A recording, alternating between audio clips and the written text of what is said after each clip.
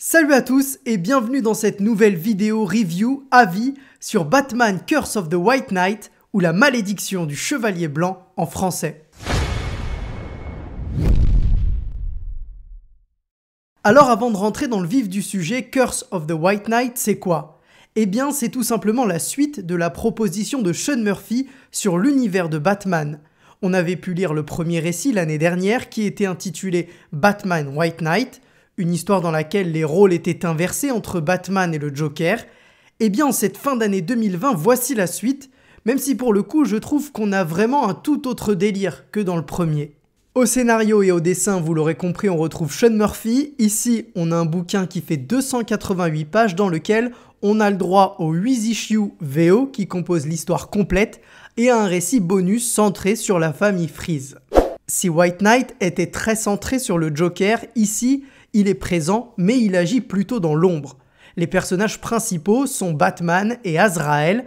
C'est à partir de ce duo que Sean Murphy va réécrire à sa façon l'origine de Gotham, explorer des nouvelles pistes sur plusieurs personnages, mais en tout cas, Gotham est vraiment au cœur du récit. On est dans une histoire avec beaucoup d'émotions, dans le sens où chaque personnage se voit impacté d'une manière ou d'une autre, et chacun va devoir faire confiance à l'autre, quitte parfois à prendre des risques. La psychologie et les émotions des personnages sont beaucoup plus exploitées et creusées. Alors attention, à partir de maintenant, je vais revenir sur des aspects de l'intrigue du tome 1 et parler du tome 2 sans non plus vous gâcher l'intrigue, mais si vous ne l'avez pas lu, foncez le lire et revenez ensuite.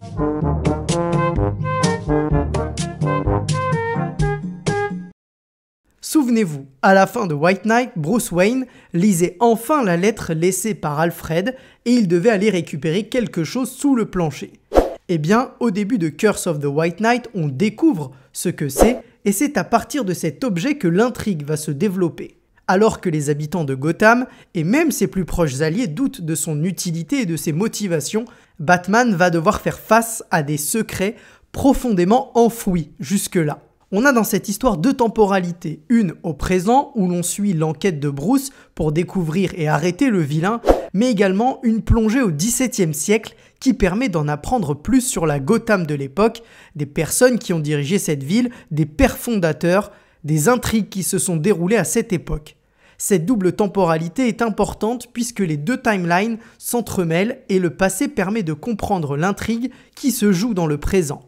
Les rancœurs passées ne sont pas oubliées, d'ailleurs on fait rapidement le rapprochement entre les trois personnages qu'on suit au XVIIe siècle et les trois personnages du présent. C'est un récit qui tourne autour de l'héritage familial et les parallèles entre les générations sont très simples à faire. Les dessins peuvent diviser, mais moi perso j'aime beaucoup la patte de Sean Murphy et je trouve que son style colle super bien au XVIIe siècle représenté dans l'histoire. Comme souvent et comme c'était le cas dans White Knight, il y a beaucoup de bulles, ça parle beaucoup, évidemment ça permet de mieux comprendre l'histoire, mais parfois j'ai trouvé que ça rendait le déroulé de l'histoire lourd et lent sur quelques instants. Ce que j'ai trouvé sympa, c'est qu'il y a plusieurs clins d'œil à d'anciennes histoires sur le Chevalier Noir. Sans vous spoiler, je parle notamment du Joker qui m'a fait penser un moment à Heath Ledger lorsqu'il réalise un gag. Je pense aussi à Barbara Gordon qui se retrouve en fauteuil après l'affrontement avec Azrael.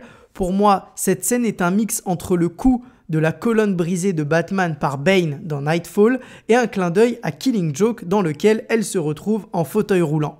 On a aussi pas mal d'instants cool et plusieurs personnages très connus de l'univers Batman ne sont pas épargnés, ce qui donne un côté très menaçant à Azrael. Il est là pour briser Batman autant physiquement que moralement, et il va jusqu'à le pousser à hésiter à enfreindre son code de conduite. Ira-t-il jusqu'au bout? Je vous laisse le découvrir par vous-même. Parlons du méchant. Pour la plupart, vous connaissez tous Azrael. J'ai bien aimé la façon dont il est raccroché à l'histoire, et ça fait sens quand on découvre le passé de Gotham. Avec ce personnage, on sent bien l'amour de Sean Murphy pour les histoires de Batman des années 90. Je m'explique. Le costume d'Azrael sur la couverture fait clairement penser à celui qu'il portait durant l'arc Nightfall, lorsqu'il a remplacé Bruce Wayne comme Batman, quand celui-ci était blessé après son affrontement contre Bane.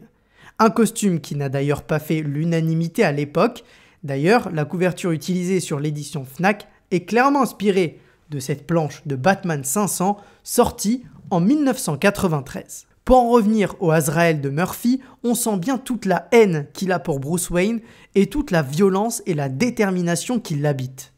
Mention spéciale à son look hyper badass avant d'enfiler l'armure. En conclusion, je dirais que j'ai pris du plaisir à lire ce récit et que je prendrai sûrement, même certainement la suite, surtout quand on sait qu'un personnage important fait son retour à la fin de Curse of the White Knight et devrait jouer un rôle majeur dans le suivant. Sean Murphy, libéré du canon DC, peut explorer plusieurs pistes et laisser libre cours à son imagination, et je trouve ça plutôt sympa. Dites-moi en commentaire si vous comptez le lire et si c'est déjà fait, ce que vous en avez pensé. Avant de partir, n'oubliez pas, si ça vous a plu, de lâcher un petit pouce bleu et de vous abonner. Merci de votre soutien et à très vite.